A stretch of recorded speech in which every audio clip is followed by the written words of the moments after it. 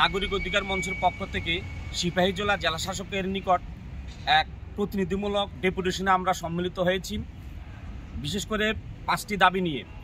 আজকের দাবিগুলির মধ্যে অন্যতম দাবি ছিল মহকুমা শাসক অফিসে, আমাদের সোনামুড়া মহকুমা শাসক অফিসে বিভিন্ন কাগজপত্র নিয়ে সাধারণ মানুষকে হয়রানি করছে। বিশেষ করে পিআরটিসি, আধার কার্ড বা অন্যান্য মেরিট সার্টিফিকেট, অন্যান্য কাগজপত্র, সিওএসটি, ওবিসি, বিভিন্ন কাগজপত্র নিয়ে মানুষ হয়রানি হচ্ছে।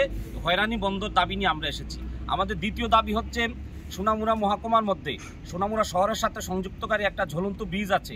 সেই ঝুলন্ত ব্রিজের করুণ পরিণতি এবং ঝুঁকিপূর্ণ অবস্থায় যে কোনো সময় বড় ধরনের অঘটন ঘটে যেতে পারে, সেই ব্রিজকে অবিলম্বে মেরামতের দাবি নিয়ে আমরা এসেছি। আমাদের তৃতীয় দাবি হচ্ছে আমাদের সোনামুড়া মহকুমায় বিশেষ করে টাউনের 3টা স্কুল আছে। এই 3টা গার্লস স্কুল এবং মডেল স্কুল এবং এনসি স্কুল, এই 3টে স্কুলের ছাত্রীদের কিছু বকাটে যুবকরা ইফটিজিং করে বিভিন্ন সময়। সেই ইফটিজিং বন্ধের দাবিতে আমরা জেলা শাসকের নিকট এসেছি।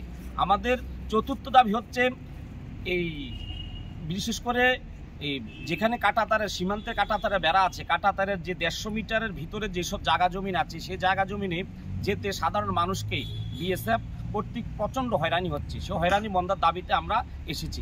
আমাদের পঞ্চম দাবি হচ্ছে সোনামুড়া টু মেলাগড়ের যে রাস্তা, সেই রাস্তার অবস্থা খুবই শোচনীয়।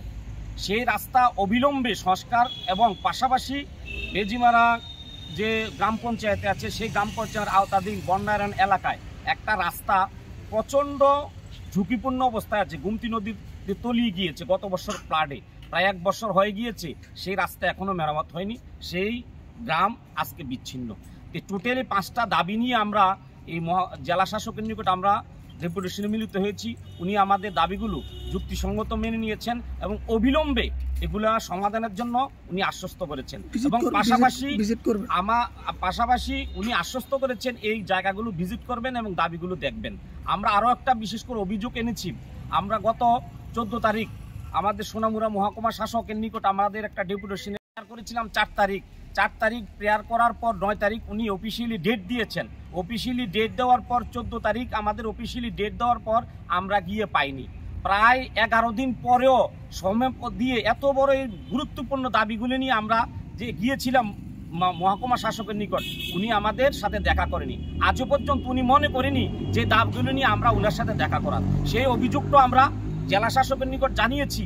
সোনামুড়া মহকুমার যে মহকুমা শাসক, উনি মানুষের স্বার্থে সাধারণ দাবি শুনতে রাজি নয় এবং সেই দাবিগুলো উনি কিভাবে সলভ করবেন সেটাও শোনার জন্য উনি প্রয়োজন মনে করেনি। সে অভিযোগটা আমরা আজকে জেলা শাসকের নিকট আমরা জানিয়েছি।